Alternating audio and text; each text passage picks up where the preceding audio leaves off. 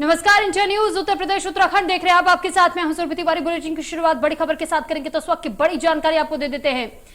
अग्निपथ योजना के विरोध में प्रदर्शन का मामला सामने आया है, जिसके दौरान हिंसा में यूपी में अब तक कुल 340 प्रदर्शनकारियों को गिरफ्तार किया जा चुका है। गौतम बुद्ध नगर में 15, वाराणसी में 36 लोग गिरफ्तार हुए हैं, जबकि बलिया में कुल 109 लोगों की गिरफ्तारी हुई है। मिर्जापुर में 20, जौनपुर से 41 लोगों को गिरफ्तार किया गया है।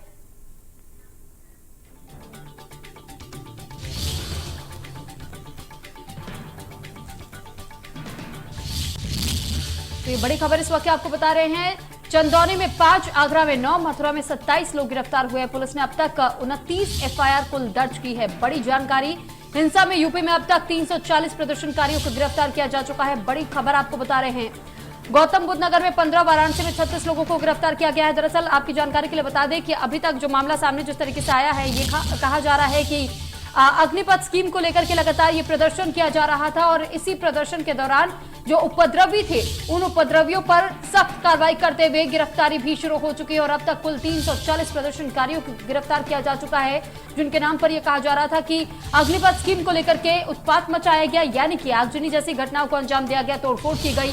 और ये कुछ तस्वीरें देखिए, हम कुछ तस्वीरें भी आपको दिखा रहे हैं कि किस तरीके से प्रदर्शनकारियों को खदेड़ने की कोशिश लगातार पुलिसकर्मियों की तरफ से की जा रही है। भारी मात्रा में पुलिस बल की तैनाती चप्पे चप्पे पर की गई है। और ये कुछ तस्वीरें अग्निपथ के प्रदर्शन के दौरान की हम आपको दिखा रहे हैं कि कैसे हिंसक प्रदर्शन को अंजाम इन प्रदर्शनकारियों के तहत दिया गया था। और जो प्रदर्शनकारी बताए जा रहे हैं, वैसे तो ये युवा अपने आप को सेना में भर्ती के लिए बता रहे थे कि वो सक्षम है और वो चाहते हैं कि पूर्णकालिक भर्ती उनकी की जाए, लेकिन क्या इसे पूरी तरीके से हम ये कह सकते हैं कि युवक जो सेना में कल तक भर्ती होना चाह रहे थे, देश की रक्षा करना चाह रहे थे, आज वही युवक सड़कों पर उतर करके इस तरीके का उत्पात मचा रहे हैं। ट्रेनों को जहां आग के हवाले कर दिया गया, बसों में तोड़फोड़ की गई, लोगों को परेशान किया गया, पब्लिक प्रॉपर्टीज को डैमेज किया गया, ये एक तरीके का जघन्य अपराध में आता है। और ऐसे में अब इन्हीं प्रदर्शनकारियों के तहत कई एफआईआर भी दर्ज की जा चुकी है और अब एक एक करके प्रदर्शनकारियों को चिन्हित करके गिरफ्तार भी किया जा रहा है। ये तस्वीरें आपको प्रदर्शनकारियों के उत्पात के दिखा रहे हैं, जिस तरीके से देखिए रोडवेज बसों को डैमेज किया गया और इसमें कई लोगों को चोटें भी आई थी और कुछ लोग ऐसे भी बताए जा रहे हैं जिनकी मौत की खबर भी आई थी।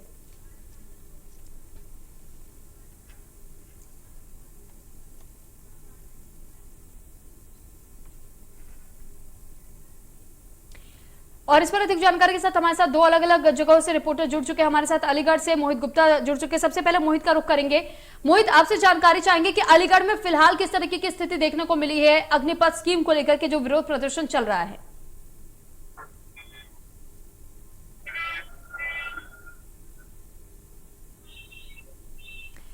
मोहित, आपसे सबसे पहले ऑडियो अपना अनम्यूट करने के लिए कहेंगे, क्योंकि आपका ऑडियो हम तक नहीं पहुंच पा रहा।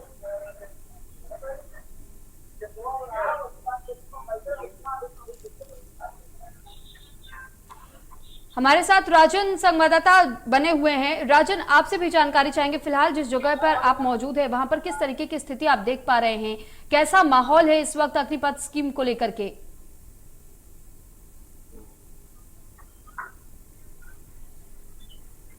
चलिए ठीक, फिलहाल कुछ तकनीकी खामी की वजह से हमारा संपर्क दोनों संवाददाताओं से अभी नहीं हो पा रहा है। जल्द उनसे संपर्क करने का प्रयास करेंगे। फिलहाल ये जानकारी आपको दे दें कि अग्निपथ स्कीम को लेकर के जिस तरीके का उत्पात प्रदर्शनकारियों की तरफ से मचाया गया, वैसे में सरकार सख्त नजर आ रही है और प्रशासन की तरफ से किसी भी तरीके की ढील नहीं देने को कहा गया है और किसी भी तरीके से अगर उत्पातियों के चेहरे नजर आ जाते हैं, उनको पहचान लिया जाता है, तो फिर उन पर सख्त कार्रवाई भी की जा रही है। और अभी तक पुलिस ने कुल 29 एफआईआर दर्ज कर लिया है।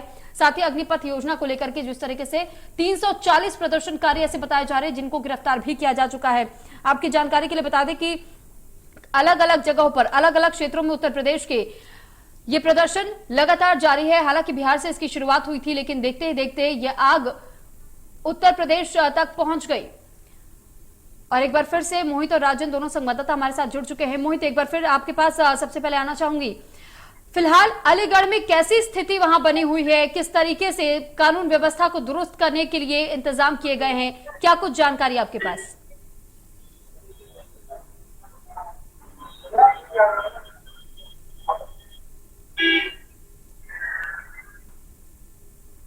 मोहित के पास लौटेंगे, लेकिन एक बार फिर आपको ये जानकारी दे देते हैं कि जिस तरीके से अभी तक 29 एफआईआर ऐसी बताई जा रही है जो कि दर्ज कर लिया गया है। दरअसल अग्निपथ योजना का विरोध जिस तरीके से तेज होता जा रहा है, ऐसे में युवाओं का ये कहना है कि 4 साल के बाद आखिर उनके भविष्य का क्या होगा, ये एक अहम सवाल इन युवाओं के जहन में है। लेकिन युवाओं को ये समझने की जरूरत है कि आखिर अग्निपथ योजना है क्या, क्योंकि ये कहा जा रहा है सरकारों की तरफ से कि युवा अभी तक इस योजना को पूरी तरीके से समझ ही नहीं पाए हैं।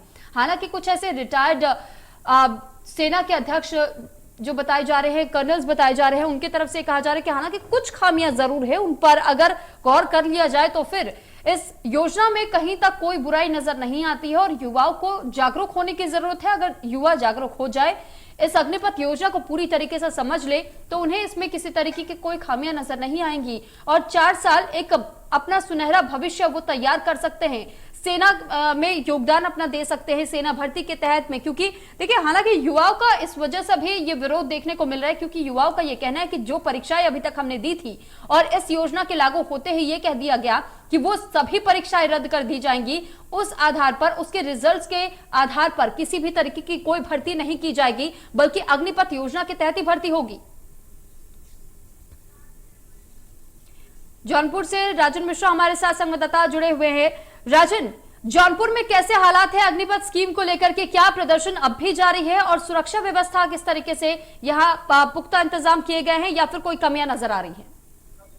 जी देखिए, जौनपुर की अगर हम बात करें तो जौनपुर में धारा 144 कल लागू कर दी गई है और सुरक्षा के जो है पुख्ता इंतजाम किए गए हैं। चाहे रेलवे स्टेशन हो, चाहे बस स्टेशन हो या फिर कोई भी जो बड़े चौराहे हैं वहां पे पुलिस की तैनाती कर दी गई है। हर बाजार, छोटे बड़े बाजारों में जो है पुलिस की टुकड़ियां लगा दी गई है। भारी मात्रा में पुलिस बल जो है वो जौनपुर में तैनात कर दिया गया है। आपको बता दें कि शुक्रवार को भी जौनपुर शहर में विरोध प्रदर्शन किया गया था अग्निपथ को लेकर के। उसके बाद कल शनिवार को सुबह ही उपद्रवी जो है वो सड़क पर उतर गए और सिकरारा के लाला बाजार में वहां पे जमकर तोड़फोड़ की, बसों में तोड़फोड़ की गई, कई बाइकों को आग के हवाले किया गया, तो पुलिस के ऊपर पथराव किया गया, पुलिस के वाहन को जो है क्षतिग्रस्त किया गया। साथ ही बदलापुर के इंदिरा चौक में जो है पथराव किया गया जिसमें 5 पुलिसकर्मी घायल हुए। वहीं बदलापुर में एक रोडवेज बस को आग के हवाले किया गया। जमकर के उपद्रवियों ने तांडव मचाया, जिसके बाद आईजी वाराणसी के सत्यनारायण और दीपक अग्रवाल कमिश्नर जो वाराणसी के, वो भी मौके पे आए और घटनास्थल का उन्होंने जायजा लिया। पुलिस के साथ एक मीटिंग की गई जिसके बाद जिलाधिकारी ने तुरंत धारा 144 लागू की। अब स्थिति सामान्य बनी हुई है, लेकिन पुलिस ने इस पूरे मामले में अभी तक 41 उपद्रवियों को अरेस्ट भी कर लिया है। साथ ही कई लोगों के ऊपर जो है मुकदमे भी दर्ज किए गए हैं, जिसमें अगर बदलापुर की हम बात करें तो बदलापुर में 31 नामजद और 150 अज्ञात लोगों के खिलाफ मामला दर्ज किया गया है। वहीं धारा में 78 नामजद और 250 अज्ञात लोगों के खिलाफ मामला दर्ज किया गया है। साथ ही लाइन बाजार में 16 नामजद और 120 अज्ञात लोगों के खिलाफ मामला दर्ज किया गया है और पुलिस ने अब तक 41 लोगों को इस मामले में अरेस्ट भी कर लिया है। साथ ही सख्त कार्रवाई की जा रही है, इनकी जो संपत्ति है और उसे भी जब्त करने की कार्रवाई की जा रही है। साथ ही पुलिस जो है और लोगों को चिन्हित करने का काम कर रही है, सीसीटीवी फुटेज जो तो खंगाल रही है। साथ ही व्हाट्सएप जो ग्रुप है उस पर भी नजर बना के रखा गया कि आखिर ये हिंसा क्यों भड़की, क्या किसी ने कोई मैसेज जो फॉरवर्ड किया था। तो सारे पहलुओं पर जो है पुलिस जांच कर रही है और इस फिलहाल जो है जौनपुर में स्थिति सामान्य बनी हुई है। ठीक राजन, लेकिन ये तो बात रही जांच की। साथ ही हम आपसे ये भी जानना चाहेंगे कि अगर प्रशासन ये कह रहा है कि जागरूकता की कमी अभी भी युवाओं के बीच में है, वो भ्रम का शिकार हो रहे हैं, तो फिर ऐसे में इन युवाओं के मन से, इन युवाओं के जहन से उस भ्रम को दूर करने की क्या कुछ प्रयास किए जा रहे हैं प्रशासन की तरफ से, कैसे जागरूकता लाई जाएगी? फिलहाल देखिए, जो प्रशासनिक अधिकारी जो है जब वो मौके पे जा रहे हैं तो लोगों से बात कर रहे हैं, समझाने का प्रयास कर रहे हैं। वहीं लगातार सोशल मीडिया पे भी जो है मैसेज फॉरवर्ड कर रहे हैं कि आप लोग जागरूक होइए और समझिए योजना के बारे में, पहले समझिए, उसके बाद अगर आपको कोई विरोध दर्ज कराना है। कल जैसे मीटिंग की गई तो जितने भी कोचिंग संस्थान के लोग थे उन लोगों के साथ, जो वहाँ के संचालक थे उनके साथ एक मीटिंग की गई, तो एक निर्देश दिया गया कि अगर कोई भी विरोध दर्ज कराना चाहता है, इसमें अगर किसी के पेरेंट्स को या किसी युवा को ये लगता है कि योजना सही नहीं है तो शांतिपूर्वक तरीके से जिला प्रशासन के पास आए, ज्ञापन दे और उस ज्ञापन को जो है जिला प्रशासन यहाँ से जो है आगे जो है सरकार तक पहुंचाएगा। लेकिन इस तरह से हिंसा करना, सरकारी संपत्तियों को नुकसान पहुंचाना, सरकारी काम में बाधा उत्पन्न करना और तोड़फोड़ करना, ये जो है जायज नहीं। अगर इस तरह का कोई कार्य करता है तो उसके खिलाफ सख्त प्रशासन कार्रवाई करेगा। चलिए ठीक, आपके पास लौटूंगे। मोहित गुप्ता भी हमारे साथ अलीगढ़ से जुड़ चुके हैं। अलीगढ़ में भी हमने एक तरीके का उत्पाद हमने देखा था कि किस तरीके से इन उपद्रवियों की तरफ से किया गया था, ट्रेनों में भी आग लगाई गई थी। लेकिन ऐसे में जो उपद्रवी बताए जा रहे हैं, इन उपद्रवियों पर शिकंजा किस तरीके से पुलिस कस रही है, क्या कुछ जानकारी इसको लेकर? आपको बता दूं कि अगर बात हम ट्रेनिंग की करें तो अलीगढ़ पुलिस ने अब तक 80 लोगों को अब तक गिरफ्तार कर चुका है, इसमें 35 लोगों को जेल भेज चुकी है। देखिए, सबसे बड़ी बात यह है कि पिछले दिनों यानी कि शुक्रवार के दिन अलीगढ़ पुलिस पर एक बड़ी जो उपद्रवी शाखा है, उन्होंने लगभग 1 दर्जन से अधिक जो वाहनों में आग लगा दी थी। इसमें कम से कम रोडवेज की 40 लाख की प्रॉपर्टी को डैमेज किया था। साथ ही साथ उन्होंने इस चौकी में आग लगा दी थी।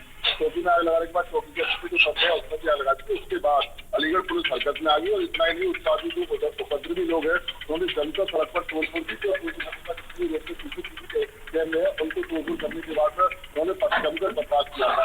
तो वो राजनीति को थोड़ा इसको लेकर अलीगढ़ एसएसपी क्रांति मेहतानी लगातार मौजूद कर रहे थे। तो दो पुलिस ने अपनी तरफ से एफआईआर पंजीकृत की है, साथ ही एफआईआर रेलवे की तरफ से पंजीकृत हुई और चौथी एफआईआर हुई है वो जो सरकारी के चेयरमैन उपद्रवियों के द्वारा लगा दी गई थी, उसमें जो है एफआईआर उनकी तरफ से की गई है। यानी कि देखिए इसमें बता दें, इसमें 67 नामजद और लगभग 450 अज्ञात लोगों के खिलाफ एफआईआर अलीगढ़ में दर्ज कराई गई है। चप्पल थाने में और सिर्फ चप्पल थाने में 4 एफआईआर दर्ज की गई है, जिसमें 60 उपद्रवियों को पुलिस अब तक गिरफ्तार कर चुकी है, जिसमें 35 लोगों को अब तक जेल भेज चुकी है। जिसमें सबसे बड़ी बात यह कि 9 कोचिंग संचालक भी हैं। यानी कि ये वो कोचिंग संचालक हैं जो छात्रों को आक्रमण करने के लिए उत्साहित कर रहे थे। इसके चलते हुए 9 कोचिंग संचालकों को जेल भेजा। यानी साफ तौर से कहा जा सकता है कि अलीगढ़ पुलिस पूरी तरह से मुश्किल है। खासकर हम टप्पल और जट्टारी की अगर बात करें तो 4 जोन और 8 सेक्टर जोन में पूरे को बांटा हुआ है, जिसमें 8 सेक्टर जोन में 21 मजिस्ट्रेट की तैनाती की गई है। देखिए नोएडा के अलावा हाथरस, एटा, कासगंज अन्य जिलों से भी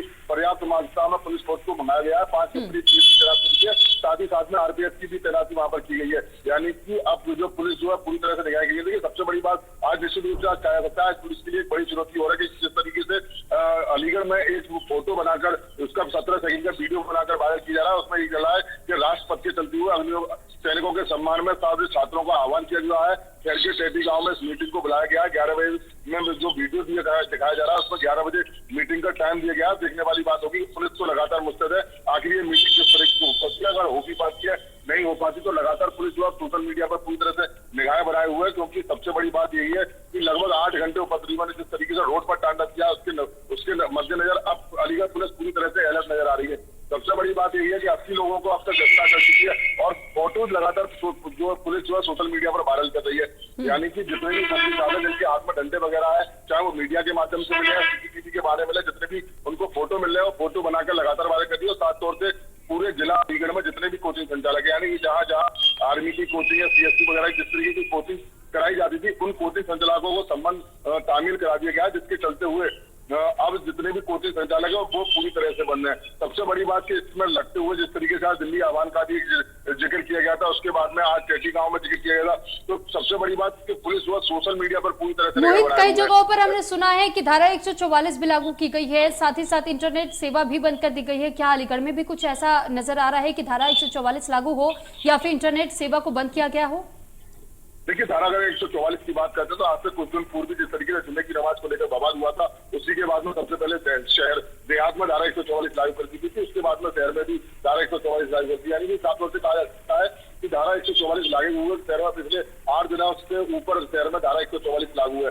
लेकिन इंटरनेट सेवा की बात करें तो इंटरनेट सेवा पूरी तरह से भी बहाल है, क्योंकि पुलिस अब चप्पे चप्पे पर मौजूद है। क्योंकि सबसे बड़ा काम ये देखा जाता है कि जिस तरीके से अलीगढ़ में और भी जगह प्रोटेस्ट निकाला गया, अग्निपथ को लेकर लगातार विरोध हमने अलीगढ़ में देखा, लेकिन देखने के साथ साथ में जितने भी छात्र थे वो प्रोटेस्ट कर रहे थे और राष्ट्रपति के नाम एक सिंपल तरीके से ज्ञापन देते थे। हालांकि जी चलिए ठीक, मोहित और राजन आप दोनों का बहुत धन्यवाद तमाम जानकारी हम तक पहुंचाने के लिए।